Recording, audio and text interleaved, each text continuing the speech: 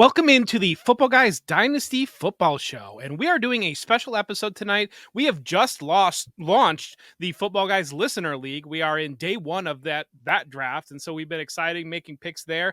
But also, we have Joey Wright joining us to do. We did a little bit of a mock draft last night, and so we're going to dive through that mock draft, and really we're going to target our favorite values in the draft. But before we dive into Joey and kind of address these values in the draft, welcome in my co-host Jagger May. Jagger, how are you doing? And kind of, maybe, well, I guess we're going to start with Joey, but what's in your mind right now? Everything's great, man. Like you said, we just started the startup, and there's nothing like the first 10 rounds of a startup. Then like you said, like once you get to like round 20 and you're like, please, let's just come on, guys, let's just put it on auto, let's get it done. We're not there yet, so I'm super excited. I'm shifting into best ball mode. Actually, another thing that happened to me is I'm starting my home league rookie draft. It's a home league because it's like June. We're doing this, so I'm ready to roll. Yeah, and Joey, thank you so much for being here. The three of us do a show Sunday mornings during the season, and then also Joey is the community ambassador with Football Guys. You know him, you love him. Join the Discord. Joey is running that, and Joey's running all kinds of different things behind the scenes. But welcome in, Joey. I don't know if there's anything that I missed that you're working on, or you want to share with people, or if you just want to launch into it I and give us your favorite value. Let me just say first before I get my favorite value, I'm just excited to be here. And let me tell you my favorite way to find out you've not been invited to a league is when they talk about it in front of you that it just started that day. So I just want to thank you guys both from the bottom of my heart. No, I'm kidding. No, that's fine. I mean, I love what you guys are doing with the listener league. I think listener leagues are so important as part of building a community. So I'm really excited you guys are doing that. As far as my favorite value in this draft, the first one off the top, I think it was Brian one. Got Mark Andrews 60th overall. And I love that value. The pick came 7 picks after Travis Kelce. Andrews is 6 years younger than Kelce. I know in Dynasty we do care about the ages a little bit. Last year and the last 3 seasons, actually, 7.8 targets a year or a game for Mark Andrews. The problem with Andrews always seems for me, though, is he's not on the field a lot. The last few years, he's missed about 9 games over the last 3 seasons. But when he's on the field, we're looking at 14.7 fantasy points per game. So when he's there, he's great. And that's going to kind of be a common theme for we have 3 players each, I think. That's going to be a common theme for my players. Value that's kind of come down because maybe they've missed a little bit of time on the field, but it's come down so far for me that I just think they're tremendous values. The thing I like about Andrews the most is that, yes, you're getting that great talent on the field, but if he does miss time, you can just around, let's say 17, 18, go grab Isaiah Likely. In our 15-round mock draft, he didn't even go at all. So I like the value on Mark Andrews, 60th overall. He's going right now around ADP 43 in Dynasty leagues. So getting him at 60th, 17 picks before, well done. Yeah, when we were doing our draft, I added in the chat that I had made a massive mistake, and it really was missing on Mark Andrews. I grabbed Drake May as a third quarterback in the 5th round before Andrews went, and I was surprised that Andrews fell as far as he did, especially seeing the separation, not only Travis Kelce going in front of him, but in my mind, Andrews closes out a tier at tight end. And so for him to fall several picks after that, I think there were multiple people that had their eye lines on those quarterbacks as they're going off the board. And that's something that you'll see quite often in Superflex. Yeah, and I would say I wish you would have got Andrews as well, because I really had Drake May queued up. But looking at the board here, I probably wouldn't have gotten him anyway. But it's like Mark Andrews is one of those things where it's not so much that anyone I think really wanted to devalue him. It's just that we value rookie production so highly, or young production, and then Trey McBride and Sam Laporta raise that bar up. So and that's honestly with a couple of these picks, you could say it's not so much that no one really likes them. It's just we get these influxes of young talent that it'll push some value down to him. And to be honest, Mark Andrews is someone that has finally pushed his way down to where it's easier to settle for tight ends now. Like you remember last year where you're like, I got to get one of the top 4, or or like why take one? And we're no longer like that. The fact that you get Mark Andrews that late, that's a slam dunk pick, Joey.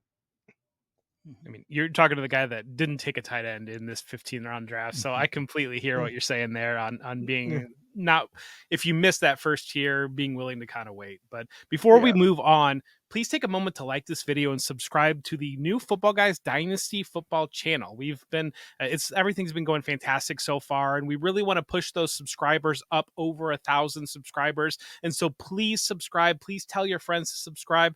But thank you so much if you already have done so, and we appreciate all of you out there. Yeah, and then go to footballguys.com/plans. We got tons of content over there. Like I said, I've been saying it is best ball mania, guys, and we have a bunch of smart guys, way smarter than me, putting out content, IDP, salary cap, anything that you want. And like Jeff already alluded to, we've got the listener leagues rolling. The first one started. We're going to get the second one started. If you guys bully Joey hard enough, we may start a third and make Joey get in there. So make sure and you bully Joey in the comments, Twitter, blow him up, and then we might get a third one rolling. And with that being said, we'll just go ahead and roll in to my guy, Chris Olave. Getting Garrett Wilson and Chris Olave makes me okay settling for Will Levis. I took him at the 311, the end of the third round. You're getting someone who has top 12 value and someone who has an easy floor to put them to jump a tier as far as value very easily. All Derek Carr has to be is not Derek Carr. I'm just kidding. He just has to be a little bit better than he was last year. And by I mean a little bit better, I really like that they brought in Clint Kubiak and they've moved on from Joe Lombardi. We saw Joe Lombardi not get it done with Justin Herbert. I don't understand why we thought that he'd get it done with Derek Carr. So I expect a lot more offensive efficiency. I expect bigger plays and those touchdowns that were really lacking. I know Dave Kluge, Eon's back. By Eon's back, I mean towards the end of last season, brought up how many drop touchdowns Chris Olave had, and that really, you think about 2 or 3, that's a lot of value that'll bring down your points per game. And if going with my logic with Garrett Wilson, who I've been bullish on, why wouldn't I be high on Chris Olave? I think that they're similar talents, and he arguably has a more long-term QB situation than the Jets have. Joey, did you like that pick, or you kind of fading Olave at that value? No, so I was kind of out on Olave coming into this season because I was kind of looking at his ADP from last year, but his ADP is starting to go down. And we're looking at this draft.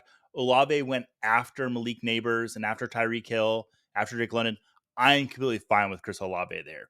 When he was starting to creep into that like top 8, top 9 wide receivers, I was kind of like all hands off on Olave, especially why Derek Carr's there. I do like the new quarterback that's behind Carr. Hopefully Spencer Rattler gets a chance in the next couple seasons. I think that could help Olave a lot as well. Yeah. Yeah, and I mean he's a Buckeye, so I'm gonna like it. No, I think Olave is a great call out there. I think that he's, I think it was obviously as a rookie he led the team in targets, but I think coming into that year too, the expectations are much higher on you if you've already done that, and defenses are more focused on Olave. And I think that what we saw last year was that shift in defensive focus from Alvin Kamara really being that centerpiece, or really kind of not sure, absent Sean Payton, what that offense is going to look like, to the expectation of Olave carrying that offense. And that's a lot to put on a second-year player. But I do think that the situation is going to be a little bit better for him there. There's going to be a little bit more creativity involved in the offense. And I think that Olave is going to return a lot of that value that we saw previously push him into the second round in a lot of startup drafts. And that leaves me with my value. And again, I went to my team, just like Jag went to his team, but I took T. Higgins at the 6'9", and I love that pick. And I look at Higgins right now. I know Dynasty, we hate uncertainty when it comes to Dynasty as a community as a whole. And you see it all the time where a player with an uncertain situation, or whatever reason it might be, a player that might not be in camp, that value starts to dip and that value starts to really fall back. And it wasn't that long ago that T. Higgins was sitting firmly as a top 12, top 15-ish wide receiver when it came to dynasty value. And so seeing him land late in round 6, and I know the Bengals have been hesitant to give him that big contract. And I know you can even say, well, nobody wanted to trade for him. But I think that I look at that as the Bengals probably had a high asking price, and teams also knowing in an uncertain market without Justin Jefferson signing his deal, what that's going to look like for wide receivers moving forward. I would expect that if T. Higgins, especially if he hits the open market, but if the Bengals are a little bit more receptive to stepping that value down, he's likely to land in a good situation. And I think that there's a lot of opportunity for teams looking for number one wide receivers with good quarterbacks. And so that's where I want to invest in this. I still believe in Higgins, the player. I think that we've seen some spikes out of his career and deliver some big performances. So grabbing him late in round 6 and really locking him in for what was my third wide receiver spot, I was pretty happy with that. Yeah, I But noticed that in my queue I had DK Metcalf and T Higgins, and I just chose to go with Metcalf at that point. So when you got Higgins at 6'9", I was like, oh man, even better. And that's always kind of a good feeling when a person coming after you takes the guy that you were going to take. Like, it stinks because I need to make it back to me, but it's like, okay, well, I guess my rationale was correct there. So seeing Jeff take him at 6'9", one, it was a great value. And two, like, I was very seriously contemplating him at 6'3". So I love that pick for you, Jeff. yeah, and it's one of those things where you love him in your wide receiver 3 spot because it's easier to accept the variance of T. Higgins in Mhm. your wide receiver 3. And then, we're playing Dynasty. So, you're just letting him sit and seeing what that value does. It's to me, it's inevitably going to spike. If T. Higgins either signs a contract there or stays with another team, just or goes to another team, having that certainty just gives Dynasty managers that much better of a feeling. Like we saw that with Nico Collins. Just 3 weeks ago he signed it.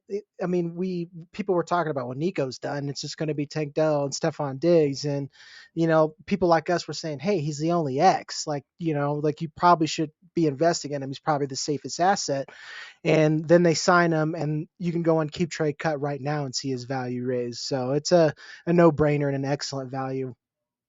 Yeah, and kind of speaking to that, when Deontay Johnson got moved from the Steelers to the Panthers, I mean, the Panthers were the worst team offensively in the NFL last year, or just about it. Even that situation created a value spike for Deontay Johnson. So it's really the way the dynasty functions. If you're really plugged into dynasty, any positive news at all will create value movement and value spikes. And I think once you start to step outside of those first 4 or 5 rounds and you're starting to look at different players that might be able to recoup or gain some value and open up other situations, that's what you're looking for. But Joey, I think you grabbed the player that fits into that as well as your next value. Who is it? Yeah, you guys picked one of your guys, so I went ahead and grabbed one of my guys. It's Jaxon Smith-Njigba. Like, I am super happy to grab him. 22 picks after where his ADP is right now. He went after Ladd McConkey, Rashee Rice, and Brian Thomas Jr. Now, this is redraft. I'd probably rather have all 3 of those guys over JSN. But in Dynasty, we're looking at the number 1 drafted wide receiver 2 years ago, or however you want to talk about it. In 2023 draft, he was the number 1 wide receiver taken overall. He had a rough season, but he was playing behind DK Metcalf and Tyler Lockett. I do think this is the year we see that switch go to JSN from Tyler Lockett. Tyler Lockett will be 32, I believe, at the end of the season. So if JSN doesn't pass him by this year, that's a little tricky for me. The good thing is JSN kind of does operate out of the slot, which Lockett and Metcalf have been kind of out on the outside. So he is going to get looks that they won't be getting, most likely. I see him growing in this offense this year. As late as I got him at what is it, the 10th pick of the 7th round, it's a great value there. And you're kind of getting him at a discount, kind of like I mentioned with Mark Andrews, because he's not been on the field or he had a disappointing season last year, getting at a pretty good discount of where he went last year when he was going, 4th round of drafts last year. No. Yeah, I love him landing with Ryan Grubb coming in as the offense coordinator for the Seahawks, because we saw what he was able to do with 3 wide receivers in Washington. And obviously going to the draft, Rome Odunze was the talk of all of it. But with Jalen McMillan and with Jalen Polk there as well, they were really able to move those players around, get them to attack different levels. And I think that that's the thing that was lacking last year out of Smith-Njigba's game, is pushing him vertically at all. And you can't downplay. He missed his last year in college. He stepped in. He had an injury in camp, and so he was stepping in, dealing with some injury issues, and also knocking off some rust in a situation with two top clear established wide receivers in a situation that we expected a kind of decline in production or slower production to start out. And so the way that I've seen a lot of shift off of him, I mean, he was second, and Joey Galloway was the only other Seahawks rookie receiver who has caught as many passes as he did last year. And it's kind of just wild to me the way that the expectations for rookies have gotten jacked up so much that a player could almost set a franchise record, and we still consider him to be a disappointment. Yeah, Jeff, I'm gonna poke the bear a little bit and start this war because it's June and we need something to fight about in the fantasy community.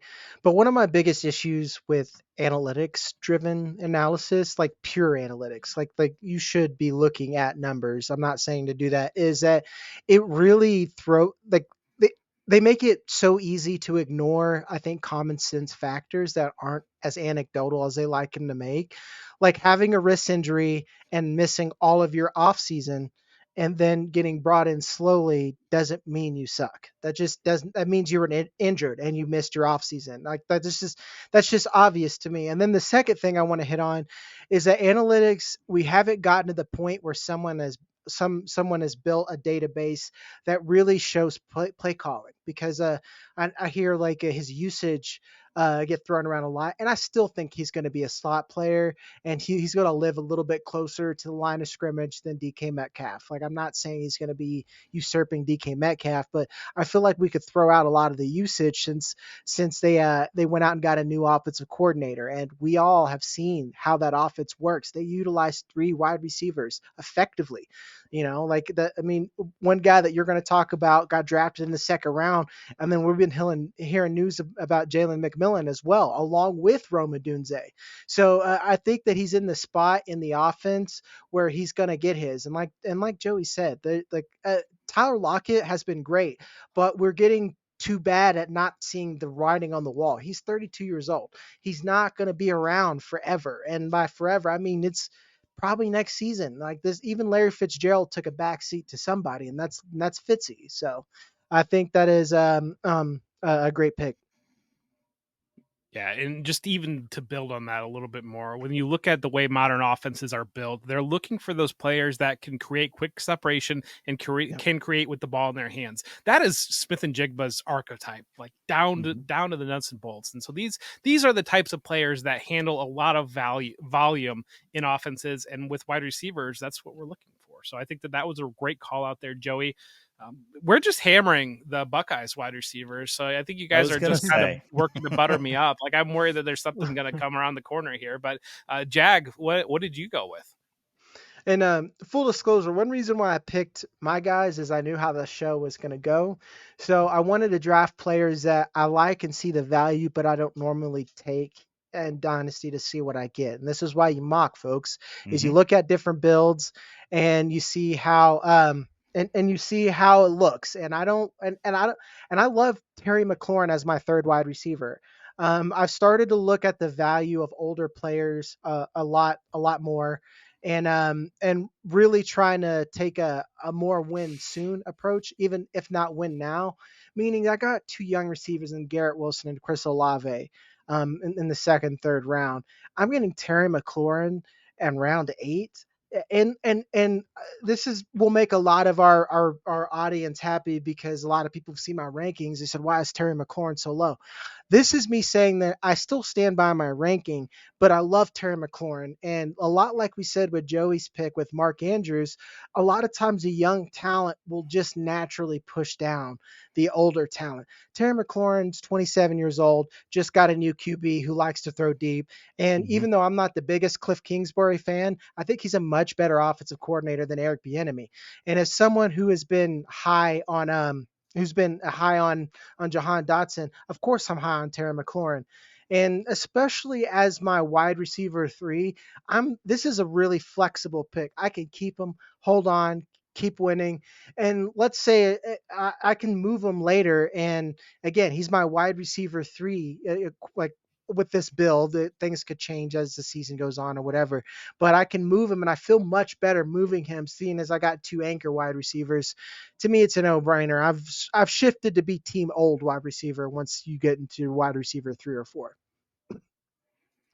Yeah, and Joey, I know you're a Buccaneers fan, and a lot of people talk about the consistency with Mike Evans and his 1,000-yard seasons. Terry McLaurin has 4 straight 1,000-yard seasons, and he's probably got great odds to do it again. Is this a pick that you like, or are you kind of where do you stand on this one?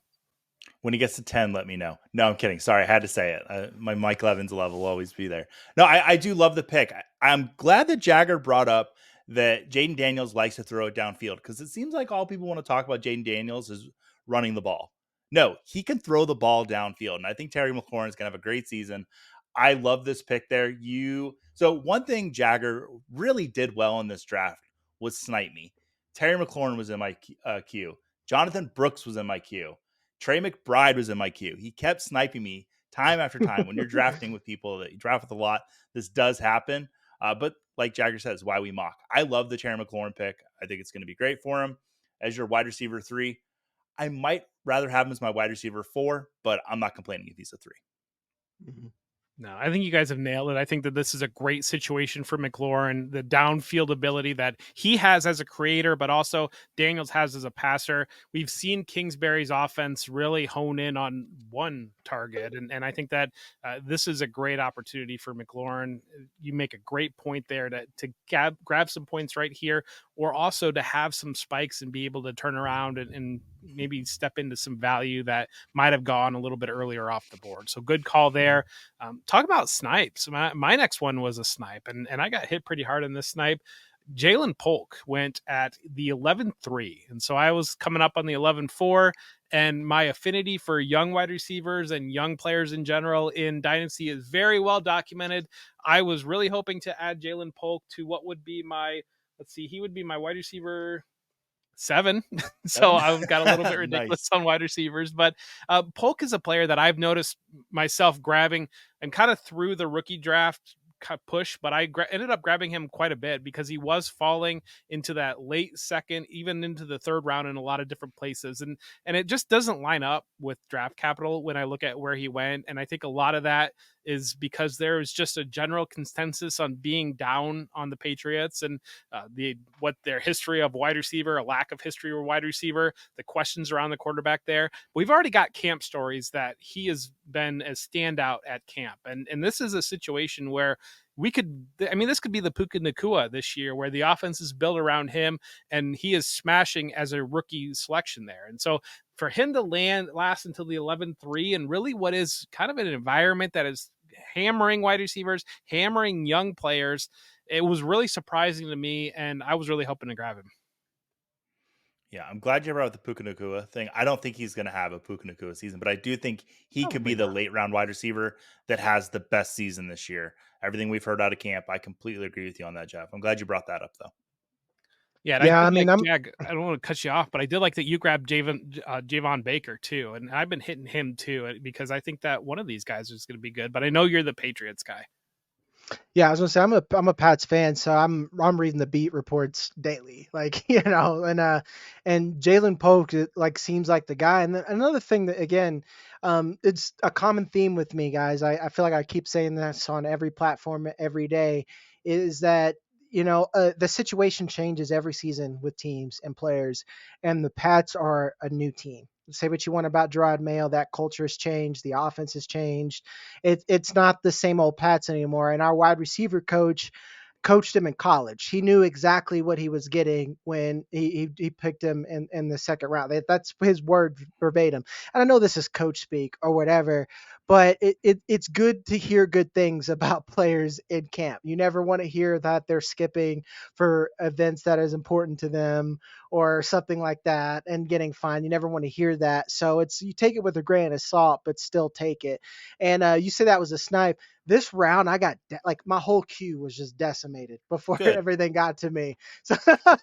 So I was hoping to get him as well. And to make you feel better, Joey, JSN was another one. I forgot to tell you that was a snipe for me as well. Okay, good. I figured it would happen a couple of times. When I saw the draft board come through and you were sitting next to me, I was like, I'm gonna go to bed mad at Jagger tonight. So yeah. I mean, this episode, we may as well call it the undervalued wide receivers or receivers in startups, because that's the direction a lot of us went. But if you were able to check out our episode that we did with Alfredo Brown from the Football Guys Fantasy Show, Alfredo's probably going to like this next pick coming up that Joey selected as his value. Yeah, Christian Watson, 116th overall. I got him. So that would have been oh no, you got him, Jeff. Sorry, not me. The 10th, ninth pick of the 10th round. Great value there. He's current ADP is 76. 40 picks afterwards. Fantastic. He was the second Green Bay Packers wide receiver to come off the board. I will say I like Christian Watson's ADP about 4 weeks ago when he was going as the third, maybe fourth Packers wide receiver. We have seen what Christian Watson can do on the field when he's healthy, when he's there. He ended his season last year, regular season, with 2 back-to-back 20-point PPR games. That's great. And the season before that, he had 4 over 20-point games in a row. Christian Watson, when he's on the field and healthy and performing with Jordan Love, is I hate to say this, he's kind of one of the best wide receivers in the league, point-wise, when you look at the numbers. The problem is he can't stay on the field. There's a hamstring issue.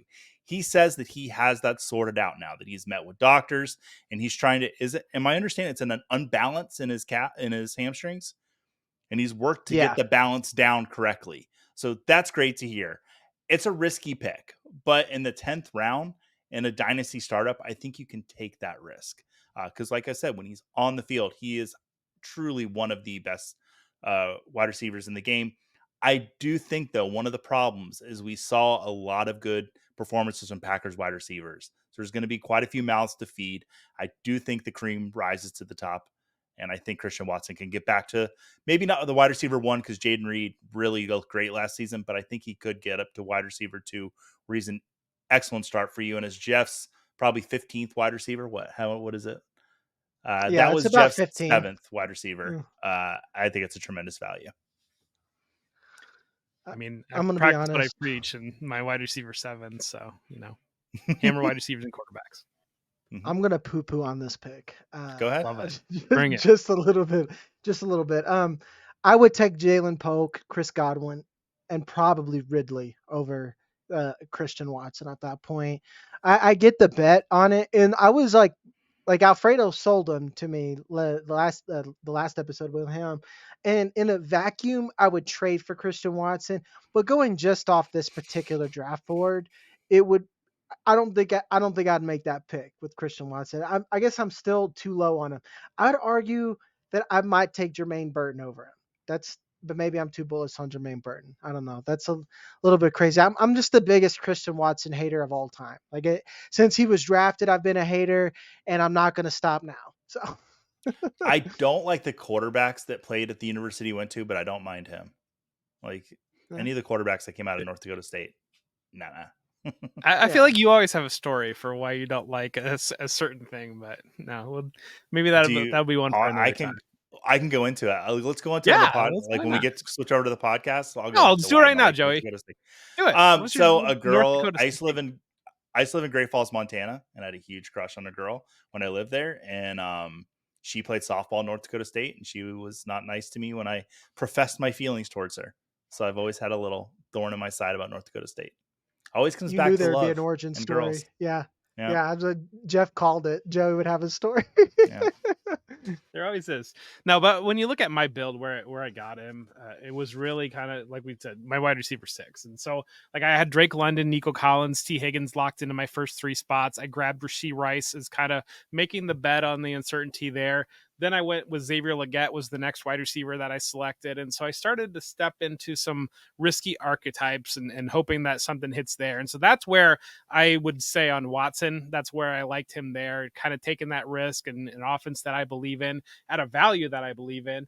And then Polk was buried a little bit in ADP, so I was a little bit surprised that he did snipe me. And so kind of that came out of the blue, but you kind of live with what you got to live with. But then I took Chris Godwin next as kind of like a more of a study pick that could turn into value that I could turn around and recoup. But I'm talking about maybe some of those veterans that land in that 11th round that you're able to plug in and get some play out of, or if you decide to move a different direction and trade them and get some value off it. Jag, your next pick kind of falls into that. Yeah, Keenan Allen I drafted as my dynasty wide receiver 5 in 80, like redraft ADP, like with underdog right now, he's going as like wide receiver 2 or 3 depending on how, like your wide receiver 2 or 3, not the 2 or 3, depending on how you build your roster. I just think this is worth the gamble. Could he be washed? Could he fall off the planet this year? I'm getting him in the 11th round, and he bills to be a guy that's going to eat the most targets in that offense, and he's got the old man game. I've talked to you about this, Jeff. If you're an old wide receiver, if you can play in the slot, I'm okay with you. I'm like, all right, you could come here and die. If you are a DK Metcalf type, I probably won't like you as soon as you hit 28 because you don't have that athleticism anymore, and those don't tend to translate. Like I said, Keenan Allen's not that type of guy. I've talked about this on the main when we were all on one channel on the Audibles channel with Dave and Alfredo, how much I like Keenan Allen. I just feel like he keeps getting cheaper because of the rookie narrative. And the floor for where you're buying him at, I'm okay. I'm okay with that risk. Yeah, he's What a I player like I about your bought quite Keenan Allen, often go ahead. in this Go ahead. range last year when he was kind of falling there, and he smashed that. But Joey, sorry for cutting in there on you. No, I think I cut in on you. I love we are all apologizing, being so polite to each other. We're already in midseason form. No, with Keenan Allen, what I like about that pick for you, Jagger, is I like because of the build you have. With Adonai Mitchell, I don't think he's going to turn it on to begin the season, but I know Keenan Allen will. So when we're in season 2 or 3 of this dynasty league, your wide receiver 4 is not Adonai Mitchell. Now he's ready to produce. Where you had 2 good quality years out of Keenan Allen. So from a roster build perspective, I absolutely love the pick, especially in the 11th Thank you. round. Good God, Jagger. Yeah. So that's kind of something that we talked about in our episode with Ian Miller. When you flash back on that, we talked about how you might be building one direction in your startup build, and then because of the way that some values land, you might take a swerve in the middle of that. You got to be open to that, and that's values will dictate that. So I think that that's a great call out there, Joey, and kind of a great flashback to what we talked about there. But my last pick, go Bills, I guess. But no, seeing Keon Coleman last until the 8th round, 2 rounds after Xavier Worthy went, who barely went above him in the actual NFL draft, and seeing him last a whole round past Brian Thomas, Lad McConkey, some of these players, I just think that that was a great upside pick. Julia Papworth was actually made that selection. And so Julia grabbed that pick. That was great upside there to grab who could be Josh Allen's number 1 target moving forward in the 8th round as a rookie. That I think that that's got the upside to be a player that we're talking about. Chris Olave in the 3rd round of startups. That could be Keon Coleman could be in that 2nd to 3rd round. That's the ceiling kind of that we're dealing with right there. And so to grab that in the 8th round, I think that's exactly what you want to do with that round of picks. So good pick there, Julia. But I mean, tell me why I'm crazy on thinking that Keon Coleman's a good pick. I don't think it's a bad pick. I think it's a bad pick for Julia that's her wide receiver too. And sorry, Julia, to say that, but if she would have gotten a Jaden Reed or a Michael Pittman a couple rounds before, I think her build would look a lot better. And believe me, like Keon Coleman, he could absolutely be a wide receiver too as soon as this season. But as her wide receiver 2 right now, it's just a little risky for me. So I don't think it's a bad pick in the 8th round. For her, I wish it was her wide receiver 3 or wide receiver 4. Yeah, Julia has the most high T alpha offense I've ever seen.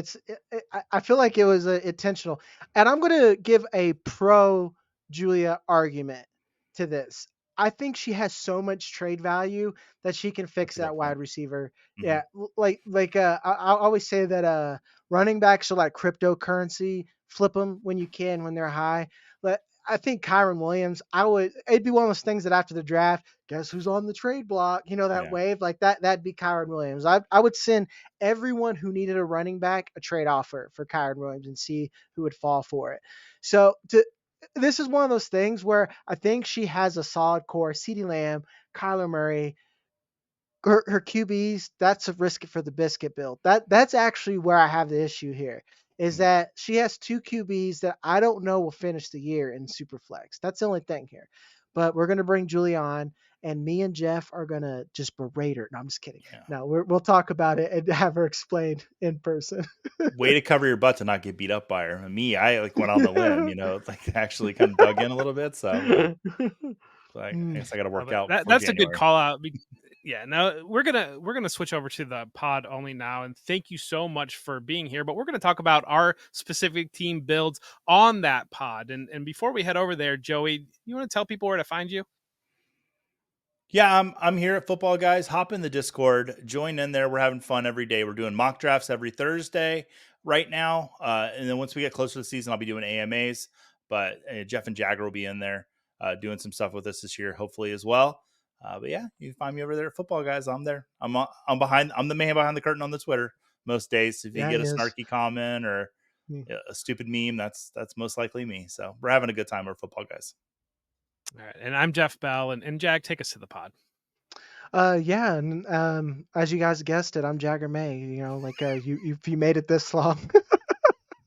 And like I said, we're gonna break down our full roster and teams on the audio only version of the pod. The link for those will be down in the description, so you can go and head over and you can just listen to our sweet voices. And we will see you on the next one.